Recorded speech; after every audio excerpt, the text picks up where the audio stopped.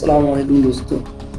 গত ঈদ উল ফিতর ৩১শে মার্চ এবং এরপর থেকে ১-২ এপ্রিল অথবা পহেলা ২রা এপ্রিল এবং কি ৫ এপ্রিলের দিকে গাজায় রাফায় যে গণহত্যা, ইসরায়েলি নৃশংসতা গণহত্যা চলেছিল, সেই গণহত্যা সেই দৃশ্যপট আমরা সবাই কম বেশি দেখেছি এবং কি সেই গণহত্যা এবং সেই ইসরায়েলি বর্বরতার বিরুদ্ধে গাজার জন্য মানুষের সংহতি জানানোর উদ্দেশ্যে বিভিন্ন বিশ্বের বিভিন্ন মঞ্চ থেকে, বিভিন্ন স্থান থেকে, বিভিন্ন দলমত নির্বিশেষে এই গাজার জন্য মিছিল বা তারা সমাবেশের আন্দোলনের আয়োজন করেছিল।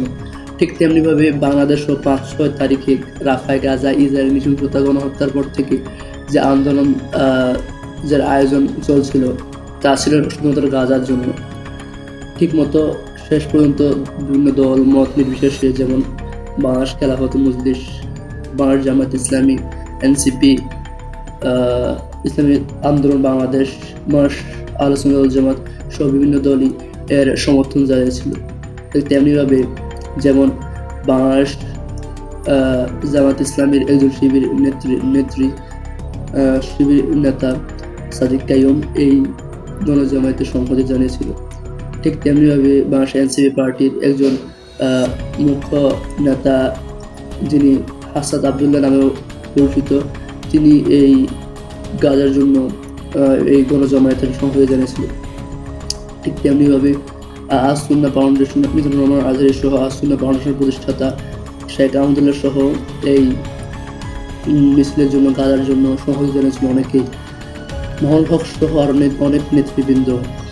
বাংলাদেশ আহলে সুন্নাত ওয়াল জামাত, যে দলটির নাম আগেও আমরা ইতিমধ্যে উল্লেখ করেছি, সে দলটির একজন শায়খ শেখ হাসান আজহারী এবং তারিখে খাতমে নবুয়তের একজন প্রতিষ্ঠাতা ডক্টর এনাতুল্লাহ আব্বাসী হুজুর সহ এই জামায়াতে অংশগ্রহণকারী অনেকেই এই জামায়াতের জন্য সংহতি জানিয়েছিল, অংশগ্রহণকারী এই জামায়াতের জন্য সংহতি জানিয়েছিল। ঠিক তেমনিভাবে চলছিল হরদমে এই গাজার আন্দোলনের জন্য গণজোয়ারের উদ্যোগ এবং কি সংহতি। ৪-৫ দিনের মধ্যে মানুষের বিভিন্ন ধরনের ফ্যান পেজ থেকে, মানুষ বিভিন্ন ধরনের আইডি থেকে, নিজস্ব ব্যক্তিগত আইডি থেকে সেটি পোস্ট শেয়ার করছিল যে আমাদের শোক শুধু সামনের দিকে ১২ এপ্রিলের জন্য। এই তেমনি যখন ১২ এপ্রিল আসা হবে, তেমনিভাবে লক্ষ লক্ষ মানুষ, হাজার হাজার মানুষ সেই গণজামায়াতে ঢাকা সুরহদ উদ্যানে ১২ এপ্রিল বিকেল ৩টায় গণজামায়াতে সংহতি জানিয়েছিল এবং শেষ পর্যন্ত অংশগ্রহণ জানিয়েছিল। তেমন আমরা দেখেছি যে আমরা বিভিন্ন ফেসবুক পোস্টে দেখেছিলাম যে কীভাবে মানুষ অংশগ্রহণ করেছিল। ঠিক ধারণা করা হয় যে এই সময়ের আলো নিউজ পত্রিকা থেকে ধারণা করা হয় যে সেই মিছিলে, সেই গণজামায়াতে প্রায় ১০ লক্ষ মানুষ হয়েছিল এবং কি বিভিন্ন আন্তর্জাতিক সংস্থা অথবা বিভিন্ন আন্তর্জাতিক সংবাদ প্রতিবেদন পত্রিকা, যেমন ইনস্টাগ্রামের বিখ্যাত সেই সংবাদ প্রতিবেদন পত্রিকা আইন ফেলেস্তাইন থেকেও এই আন্দোলনের শেয়ার করা হচ্ছিল। ঠিক তেমনি বিশ্বের আরও বড় বড় প্রতিবেদন পত্রিকা থেকে এই ধরনের এই আন্দোলনের, গাজার জন্য আন্দোলনের শেয়ার করা হচ্ছিল। ঠিক তেমনিভাবে বলা যায় যে সেই আন্দোলনে প্রায় অনেক আলেম ওলামা এবং বিশদ বর্গগণ অংশগ্রহণ বা শরীক হয়েছিল। সমস্যা তাহলে সেখানে না, সমস্যা শুরু হয়েছে অন্য এক জায়গায়। সমস্যা তখনই শুরু হয়েছে যখন আন্দোলনটি সুন্দরভাবে হচ্ছিল, কারণ ২৬ এপ্রিলের আন্দোলন নিয়েই শুরু হয়েছে ঝামেলা। ১২ এপ্রিলের আন্দোলন যথাযথভাবে হলেও এবং কি সুন্দরভাবে সুষ্ঠুভাবে হলেও ২৬ এপ্রিলের আন্দোলন শুরু হয়েছিল এক ভিন্ন ধরনের ব্যতিক্রমী। আমরা সামনের দিকে ১২ এপ্রিল এবং ২৬ এপ্রিল যে আন্দোলনের মধ্যে তুলে রয়েছে সেগুলো দেখব এবং কি ১২ এপ্রিল আন্দোলনে কেন বৈষম্য হলো না এবং ২৬ এপ্রিল আন্দোলনে কেন বৈষম্য হলো সে বিষয়ে আমরা জানার চেষ্টা করব। তো ২৬ এপ্রিলের আন্দোলনের সরকার বৈষম্য কী ছিল? সরকার প্রথমে কেনই বা তাদের আন্দোলনের সংহতি জানায়নি? প্রথমেই বা কেন তাদের ২৬ এপ্রিল বা যে আন্দোলন জেনেছি যে হবে ২৬ এপ্রিলের দিন তার জন্য যে আন্দোলন হবে জেনেছি, সে আন্দোলনে কেন প্রথম সুরহদ উদ্যানকে তারা ক্যান্সেল করে দিল? এবার আসছি ভিন্ন কথায় যে ২৬ এপ্রিলের আয়োজন, ২৬ এপ্রিল আন্দোলনের জন্য আয়োজন কীভাবে হয়েছিল। আমরা জেনেছি যে বাংলাদেশের আরও একটি ইসলামিক দল, বাংলাদেশ আহলে সুন্নাত ওয়াল জামাত, যে 26 এপ্রিলের জন্য যে আয়োজন শুরু করেছিল সেটি প্রথমে এমনিতে শুরু হয়ে যায়নি। প্রথমে অনেক দল মত নির্বিশেষে, যেমন বিভিন্ন দরবার খানকা শরীফের পীর মাসা একজন এসে এই আন্দোলনের জন্য, ঐক্য মিছিলের জন্য তারা মিটিংয়ে সমাবেশিত হয়েছিল। এবং ঠিক শেষ পর্যন্ত আমরা দেখেছি যে এই বিভিন্ন দরবার শরীফের পীর মাসা একজন সবাই একসাথে জন্য হয়েছিল। এবং কি পরবর্তীতে যেমন বলা যায় যে বিভিন্ন পীর মাসের মধ্যে একটা ঐক্যবদ্ধতা কাজ করেছিল। এখন আমি যে আপনাদের বলছি যে আলেম বলছি, শায়েখ বলছি, দরবার বলছি, খানকা বলছি, আসলে এগুলো কি, এগুলো আসলে ভিত্তিক, এগুলো মানে এগুলা বলতে কি বোঝায়? প্রথমে আমি আসছে আলেম কি, আলেম কাকে বলে? আলেম হচ্ছে তাদেরকে বলে যারা ইসলামের জ্ঞান সম্পর্কে ডিপ আন্ডারস্ট্যান্ডিং বা ডিপ বোঝাপড়া রাখে। এবং কি তারপর যদি আমি বলেছি যে শায়েখ বলতে কি বোঝায়? শায়েখ হচ্ছে ওই লোক যারা ইসলাম সম্পর্কে হাদিসে যদি সঙ্গ অনুযায়ী বলা যায় তাহলে যারা হাদিস অনেক বেশি জানে, হাদিস পড়ে এবং তদ অনুযায়ী হাদিস অনুসরণ করে, তাদেরকে মূলত শায়েখ বলা হয়। এবং আমি এরপর বলছি দরবার শরীফ। দরবার শরীফ কাকে বলে?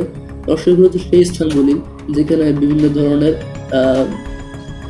অলি আউলিয়া বা বুজুর্গগণ তাদের বা আল্লাহর অনেক বড় হাকেম বান্দাগণ সেগুলোর মধ্যে বিচরণ করে অবস্থান করে এবং সেখানে অনেক মানুষ তাদের নেতৃত্বের অধীনে দিনের ডিপ আন্ডারস্ট্যান্ডিং বা দিন স্পিরিচুয়ালি ভাবে বুঝে। এবং কি আমরা যদি সেই দরবার শরীফের ভিত্তিতে খানকা শরীফ বলতে যাই তাহলে খানকা শরীফ আমরা বলতে পারি, খানকা শরীফ বলা যায় যে দরবার শরীফের আন্ডারেই খানকা শরীফ বলা যায়। খানকা শরীফ হচ্ছে ওই স্থানগুলো যেখানে দর্শকের আন্ডারে বিভিন্ন স্থানে নেতৃত্বাধীন বা বিভিন্ন লোক থাকে যেগুলোর মধ্যে পরিচালনা করে এবং মানুষকে সেখানে গভীরভাবে দিনকে আন্ডারস্ট্যান্ডিং বা বোঝানো হয়। বা আমরা বলতে পারি যে দরবার শরীফ এবং খানকা শরীফ প্রায় সিমিলার বা একই বলা যায়। তো সমস্যা সেটা হচ্ছিল, সমস্যা হচ্ছিল যে 26 এপ্রিলের যে গণজামায়াত দিন। প্রথমে আমি আপনাদেরকে বলছি যে কীভাবে এই 26 এপ্রিলের আন্দোলনের গণজামায়াতের উদ্যোগ শুরু হয়েছিল, উদ্যোগ নেওয়া হয়েছিল।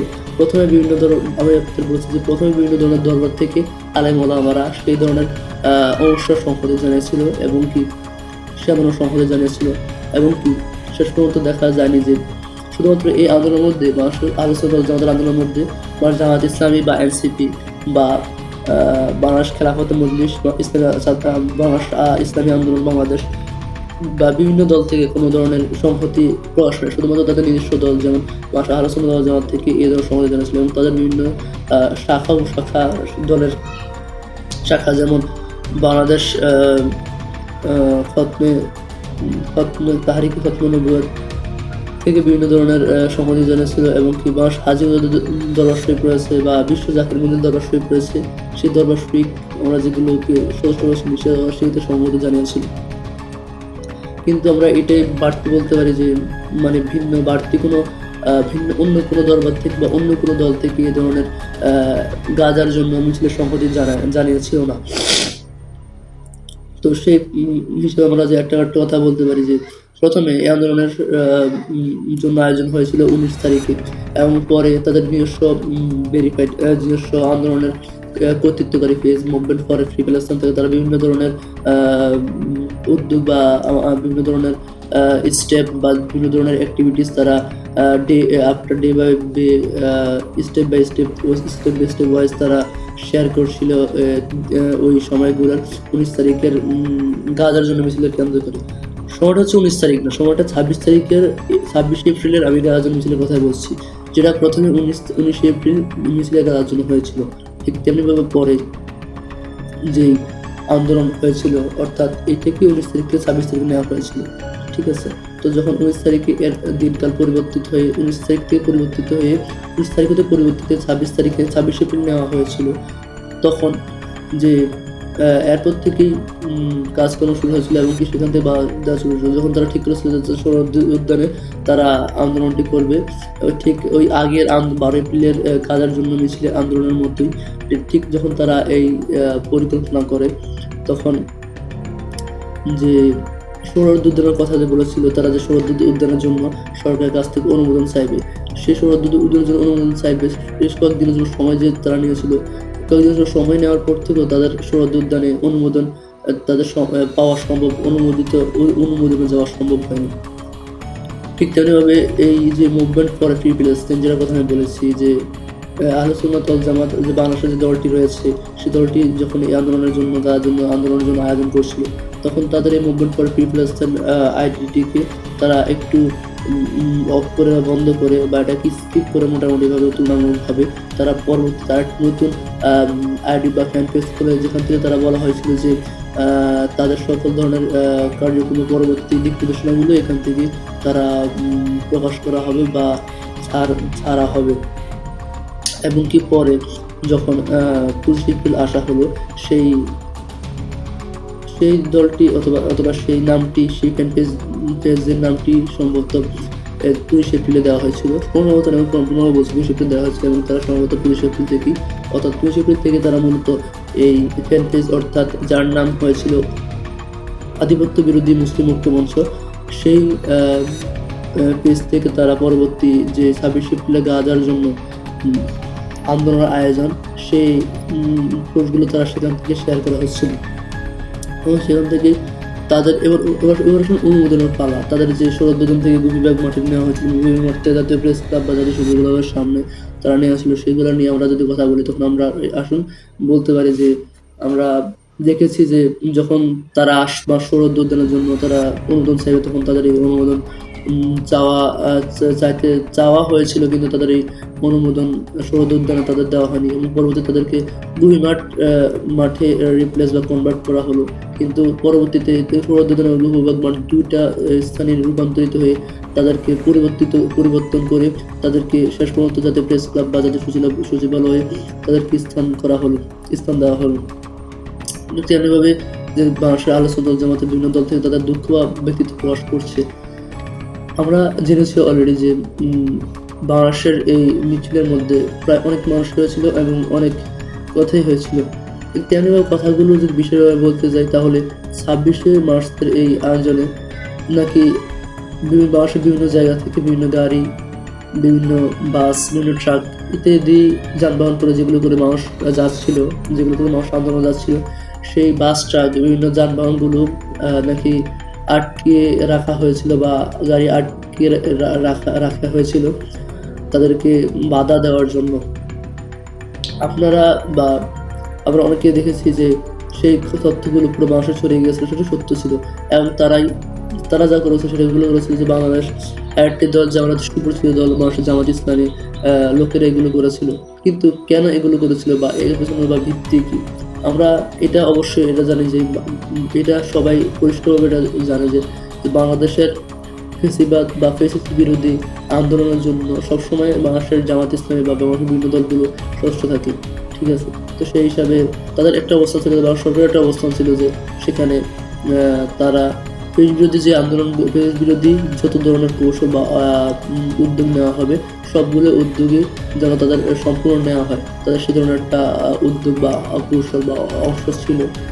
যে আমি শুধু বাংলাদেশ জামাত ইসলামের কথা বলছি না, বাংলাদেশের ধর্ম প্রতিমন্ত্রী FM খালিদুর রহমান, তিনিও এদিকটি ভেবেছিলেন, এবং তিনি যদিও নিজের সম্মান থেকে কমজোর হওয়ার কারণে এখানে অনেকে বৈষম্য তৈরি হয়েছিল। আমরা সেই বৈষম্যগুলোর সামনে আলোচনা করবো। অলরেডি আমরা বলেছি যে কেন তিনি বারবার স্থান কনভার্ট করেছিলেন, এমনকি বারবার সুন্নতের মানুষদেরকে এত মিনিমাইজ করা হয়েছিল। শুধু তাই না, যখনই 12 এপ্রিল 26 এপ্রিল যে আন্দোলনের কথা বলা হয়েছিল, তখনই বারবার যখন সৌরদ্বীপ উদ্যান থেকে মাঠগুলো 2-3 বার গুপিবাগ থেকে তারপরে আবার ইয়াতে কনভার্ট করা হচ্ছিল যে জাতীয় প্রেস ক্লাব বা জাতীয় সচিবালয় থেকে কনভার্ট করা হচ্ছিল, তখন শুধু তার মধ্যে সীমাবদ্ধ থাকেনি। তখন যদি 10টা থেকে যখন 12টা পর্যন্ত যারা জন্য আন্দোলন হওয়ার কথা ছিল, তখনও তাদের 10টা থেকে 11টা পর্যন্ত আন্দোলন হয়েছিল, তার জন্য আন্দোলন হয়েছিল। তো তাদের সম্পূর্ণ তদুপরি 2-3 ঘন্টা আন্দোলন যে হওয়ার কথা ছিল, তাদের পুরো আন্দোলনটি সম্পূর্ণ হয়নি। তো এখানেও রয়েছে বিভিন্ন ধরনের দলমত নির্বিশেষ মতভেদ এবং কি আহলে সুন্নাত ওয়াল জামাতের তাদের বিভিন্ন ধরনের ব্যথা বেদনা এবং কি বৈষম্যের স্বীকারোক্তি। এবং কি সেই অবস্থান থেকে আমরা দেখেছি যে মানুষের এই যে আন্দোলন, আমরা দেখেছি যে 26 এপ্রিল যে মজুর হয়েছিল, সেখানেও প্রায় 4-5 লক্ষ মানুষ হয়েছিল। বলা যায়। এমনকি আরও লোক বলছে যেমন যে বাংলাদেশের বিভিন্ন জায়গা থেকে যদি গাড়িগুলো তার জন্য যে আন্দোলন হয়েছিল গাড়িগুলো যদি আটকানো না হতো তাহলে অনেক মানুষই সেখানে হতো। কিন্তু দুঃখের ব্যাপার যে শেখ হাসান হাজারী যিনি এই 26 এপ্রিল আন্দোলন করার জন্য আন্দোলনের সংহতি জানিয়েছিল এবং কি সেই আন্দোলনের তারা যিনি আহ্বায়ক ছিল এবং কি তারিকত মনোবিজ্ঞতার একজন প্রতিষ্ঠাতা এনায়েতুল্লাহ আব্বাসী তিনি এই আন্দোলনের দুঃখিত বাংলাদেশের 26 এপ্রিল করার জন্য যে আন্দোলন হয়েছে তার আহ্বায়ক ছিলেন ডক্টর আবুল কাশেম ফজলুল হক হুজুর, শাইখ আবুল কাশেম ফজলুল হুজুর, যিনি আলিয়া কামিল মাদ্রাসার ঢাকা আলিয়া কামিল মাদ্রাসার উনি ভাইস প্রিন্সিপাল। এমনকি পাশাপাশি ওনার সহসঙ্গীরা যেমন শেখ হাসান হাজারী, শেখ মুস্তফা হাজারী সহ বিভিন্ন ধরনের আলেম ওলামা এই যেমন এবং শেখ সাইফুল আজম আজহারি তিনারা এই ধরনের সমাবেশে সম্মতি জানিয়েছিল। এমনকি বাংলাদেশের প্রধান যে বাংলাদেশ ইসলামিক ফ্রন্টের মহাসচিব অধ্যক্ষ সোয়াম আব্দুল সামাদও এই গণজামায়াতের সংহতি করার জন্য আন্দোলনের সংহতি জানিয়েছিল। তো ঠিক দোস্তরা আমরা যেটা বলতে চাচ্ছি যে তখন থেকে বাংলাদেশের যে তারিকত মনোবিজ্ঞতার যিনি প্রতিষ্ঠাতা অথবা যিনি চেয়ারম্যান বলা যায় বা আমির বলা যায় যে ডক্টর এনায়েতুল্লাহ আব্বাসী, তিনি সেদিন আন্দোলন বলেছেন যে আজকে যে আন্দোলন হয়েছে সেটা যদি কোনো বাধার সম্মুখীন হতো না, তিনি এখানে উল্লেখ করেছেন যে যে গাড়ি থামিয়েছিল সে বাধাগুলো যদি দেওয়া না হতো তাহলে এরকম 10টা সোহরাওয়ার্দী উদ্যানও মানুষের জায়গা হতো না। তিনি সেটা উল্লেখ করে দিয়েছেন 26 এপ্রিলের ময়দানের মাঠে গাজার জন্য আন্দোলনের সময়। আমরা সেটা অলরেডি ভিডিও তথ্য বা বিভিন্ন মধ্যে দেখেছি। এমনকি বাংলাদেশের বিভিন্ন সাধারণ জনগণ যা আহলে সুন্নাতবাদী সুফিপন্থী যে জনগণগুলো রয়েছেন তারা বিভিন্ন ধরনের লোক বলেছেন যে শিবিরে শুধু আছে আমাদেরকে প্রশ্নবিদ্ধ করার জন্য, অর্থাৎ জামাত ইসলামী আছেই আমাদেরকে প্রশ্নবিদ্ধ করার জন্য, অর্থাৎ তারা এটা প্রকাশ করছে বাংলাদেশের জামাত ইসলামের কৌশল সর্বদা পরাক্রান্ত করেছে বাংলাদেশের বিভিন্ন দল বা বাংলাদেশের আহলে সুন্নাত জামাতের সুফিপন্থীদের দলদেরকে। সেই ব্যথা ব্যক্ত করেছেন বাংলাদেশের বিভিন্ন ধরনের সুফিপন্থী তাহিদ জনতা এমনকি তরিকতপন্থী বিভিন্ন লোকজনেরা। সেটা আমরা বিষয়ে প্রত্যক্ষ করেছি। শুধু সমস্যা সেখানে নয়, এখানে বলা হয়েছে যে বাংলাদেশের বিভিন্ন আইডি থেকে বা বিভিন্ন পত্রিকা থেকে এই প্রতিবেদন শেয়ার করা হচ্ছিল, যেমন বাংলাদেশ 71 টিভি থেকে সেই সব শেয়ার করা হচ্ছিল, জনবাণী থেকে সেই প্রতিবেদন বা সেই প্রতিবেদন শেয়ার করা হচ্ছিল এবং কি বলা যায় যে আধুনিক আজাদি থেকেও সেই ধরনের খবর কি হয়েছিল শেয়ার করা হচ্ছিল। এখন আসলে আমরা বলি যে সমস্যাগুলো কি হয়েছিল, যে বৈষম্যগুলো কোথায় হয়েছিল। বাংলাদেশের যদি প্রতিবেদন শ্রমগুলো যদি বলতে যাই সেখানে আমরা 12 এপ্রিলের দেওয়ার জন্য যে মিছিল আছে সেখানে আমরা দেখতে পেয়েছি যে বিভিন্ন ধরনের অনেকগুলো সব ধরনের টিভি চ্যানেল থেকেই এই আন্দোলন শেয়ার করা হচ্ছিল। যেমন ধরনের বলা যায় যে যমুনা টিভি থেকেও এই গাজার জন্য আন্দোলন শেয়ার করা হচ্ছিল। 12 এপ্রিলের যে মিছিল হয়েছিল সেটার কথা বলছি, সেজন্য কথা বলছি, যমুনা টিভিতে শেয়ার করেছিল। কিন্তু আমরা একটা বড় ধরনের বৈষম্য দেখতে পাই যে 26 এপ্রিলে যখন আন্দোলন হয়েছে, যেহেতু এটা দেশের জনগণের একটা সার্থক সমাবেশ, সেহেতু 26 এপ্রিলে যখন আন্দোলন হয়েছিল তখন গাজার জন্য যে মিছিল হয়েছিল তখন যমুনা টিভি থেকে কোনো শেয়ার করা হয়নি। এবং সেটা আসলে কী ধরনের বৈষম্য ছিল সেটা আমরা বলতে পারি না। কী জন্য, কী কারণে যমুনা টিভি সেই ধরনের গাজার জন্য মিছিলকে শেয়ার করেনি এবং বিশ্বের বাংলাদেশে এত বড় একটি জমায়েত হয়েছিল সেজন্য শেয়ার করেনি। এটা অত্যন্ত একটি হতভাগ্যের বিষয় যে আমরা তারা শেয়ার করতে পারেনি। এবং আমরা কি এটা বলতে পারি যে যমুনা টিভিকে জামায়াত ইসলামী কোর্স বা অন্য কোনো ভিন্ন কোনো পরাশক্তি অপশক্তি কোর্স করার কারণে যমুনা টিভি এই 26 এপ্রিলের গাজার জন্য যে গণজামায়াত হয়েছিল তার শেয়ার করার জন্য থেকে বিরত রেখেছিল। প্রিয় দোস্ত, আমরা যদি আরও কিছু কথা বলি যেমন যে শুধু এখানে ছিল বৈষম্য, এরপর যদি বলি আমাদের সরকার, আমাদের যে বৈষম্য বিরোধী সরকার বলা হয় সে সরকারের ধর্ম ও উপদেষ্টা প্রতিমন্ত্রী তিনি বলেছেন তিনি এই আন্দোলনের প্রথমে সোহরাওয়ার্দী উদ্যানের পরে ঘুমিয়ে মাঠ, এরপর তিনি তাকে জাতীয় প্রেস ক্লাব বা জাতীয় সচিবালয় বাংলাদেশ সচিবালয়ের সামনে এটাকে স্থানান্তর করেছে। তো তিনি কেন এই বৈষম্য করলো বারবার একটি দলের প্রতি, কিন্তু অন্য আরেকটি দলের গাজার জন্য আন্দোলনে কেন এই বৈষম্য ছিল না? সরকার অর্থাৎ ধর্ম প্রতিবন্ধী অথবা ধর্ম উপদেষ্টা খালিদ FM খালিদ হাসান তিনি এই উত্তরের জবাব, এই কথার জবাব কোনো কথার বা কোনো লেখনীতে দেননি। কেন এই বৈষম্য হলো? আবার যদি দেখতে যাই যে 26শে এপ্রিল নিয়ে 26শে আন্দোলনের যে কথা, যে যেমন বলা যায় যে সেখানে হাসান আজহার উপস্থিত ছিল এবং ডক্টর এনায়েতুল্লাহ আব্বাস হুজুর উপস্থিত ছিল, কিন্তু যদি আরেকটি কথা বলতে চাই যে 12 এপ্রিল আন্দোলনে যে হুজুগে বাঙালি বা মানুষের বিভিন্ন ধরনের কথা শোনা যায় যে গাজার জন্য যে আন্দোলন হয়েছিল সেখানে সুন্নি আলেমরা নাকি উপস্থিত ছিল না বা সুন্নি আলেমদের নাকি দাওয়াত দেওয়া হয়নি, কিন্তু 12 এপ্রিলের যে মার্চ করে গাজা হয়েছিল সেখানে একজন সুন্নি আলেমদের মধ্যে একজন শেখ হাসান আজহারি নিজেই তিনি সে 12 মার্চ পর গাজার আন্দোলনের জন্য তিনি সকলকে লোকজনকে দাওয়াত দিয়েছিলেন। কিন্তু শেখ আবদুল্লাহ আব্বাসী তিনিও যখন 12 তারিখে মার্চ পর গাজার জন্য আন্দোলনের আয়োজন করা হয় তখন তিনাকেও এই মার্চ পর গাজার আন্দোলনে মিছিল শরীক হওয়ার জন্য দাওয়াত দেওয়া হয়েছিল, কিন্তু তিনাকে যখন ডক্টর এনায়েতুল্লাহ আব্বাসীকে যখন লোকজন মানুষজন 12 মার্চ পর গাজা আন্দোলনের জন্য জিজ্ঞেস করে যে হুজুর আপনি কেন যাননি বা আপনি কেন, আপনাকে কি এই আন্দোলনে দাওয়াত দেওয়া হয়নি, তখন তিনি বলেন যে জি আমাকে দাওয়াত দিয়েছিল ঠিকই, আমাকে আন্দোলনে ঠিকই দাওয়াত দেওয়া হয়েছিল, কিন্তু আমি ওই আন্দোলনে যায়নি, অথচ আমি তখন অসুস্থ ছিলাম, একটা অবস্থা ছিল তিনি এই কথাটা বলেছেন একটা ওয়াজের মধ্যে যে তিনি হাসপাতাল বাইরে কোনো একটা জায়গায় ছিলেন তিনি বলেছেন। পাশাপাশি আরেকটা কথা বলেছেন যে যখন আমি সুস্থ হয়েছিলাম এবং যখন দেখি যে এই আন্দোলনে কালেমার পতাকা বা কালেমার পতাকা হয় নাই, তখন সেজন্যই আমি এই আন্দোলনের জন্য বা এই আন্দোলনে অংশগ্রহণ করিনি। তিনি কথার উত্তর বা তিনি কথার উত্তরের কারণ কি, তিনি এই কারণে বলেছেন যে যখন গাজার মানুষই লা ইলাহা ইল্লাল্লাহ মুহাম্মাদুর রাসূলুল্লাহ এই কালেমা পতাকার জন্য জীবন দিচ্ছিল, তখন যখন তারা চাচ্ছে যে যারা গাজার মিছিলে তারা কালেমা পতাকায় উড্ডয়ন করবে না, তখন তিনি সেটা দেখে যে ভেবে ভালো দেখলেন যে তিনি সেই গাজার জন্য 12 মার্চের গাজার জন্য যে 12 এপ্রিল গাজার জন্য যে আন্দোলন হয়েছিল তিনি সেটাতে অংশগ্রহণ করেননি, সেইগুলো তিনি সুখী অনুভব করেছেন।